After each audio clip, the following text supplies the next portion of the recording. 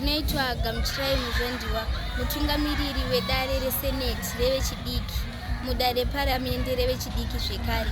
Tiri pano paWestwood College tichipemberera mwedzi wevakadzi, iyo inonzi iyo muchirungu Women's Festival. Ini semutungamiriri wechidiki ndaona zvakakoshesa chaizvo kuti tirangarire vamwe vasikana vachiri kuenda muzvikoro, uye tivarangaridzewo zvakare zvakaipira kutora zvinodhaka, kupinda muwanano vachiri vadiki. Tanga tichifamba neiyo theme inonzi Nyika mukadzi, zvichireva izvo kuti isu sevakadzi tinokwanisa kubatsiridza kuti nyika ibudirire, kutangira kudzimba dzedu kwatinogara, muzvikoro zvedu matinodzidza, kunyangwe neZimbabwe ino nyika yedu. Kuita kwataita celebration iyi ndekwekuti vasikana vari muno mukambuzuma nemurugare vazive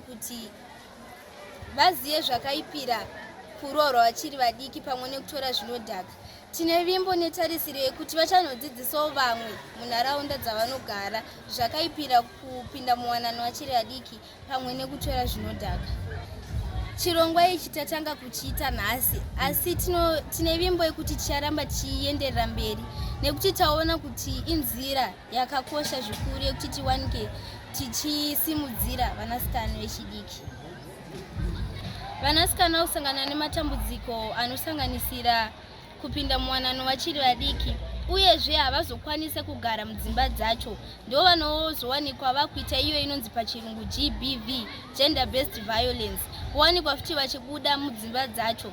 Vabuda mudzimba dzacho vari kuwanikwa vakutora zvinodhaka kana kuti vakupinda-pinda, izvo zvinokonzeresa zvirwere zvakasiyana zvekare.